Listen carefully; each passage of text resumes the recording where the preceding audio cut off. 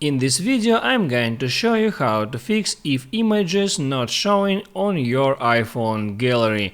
If the photos that you received on WhatsApp application are not appearing in the gallery, you have to do the following. So first open up WhatsApp and there hit on settings first, and next hit on storage and data, and here at media auto download section hit on photos and make sure that you set this option to Wi-Fi or to Wi-Fi and cellular. If this option set to never, the photo will be never downloaded on your device. So select that option, go back, and the same thing you can make for video, set Wi-Fi or Wi-Fi and cellular.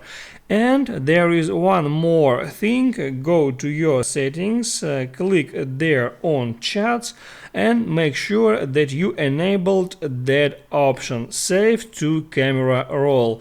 This feature will automatically save photos and videos you received to your iPhone's camera roll. And guys, that's all about how to fix that problem, so don't forget to hit the like button and subscribe to my channel.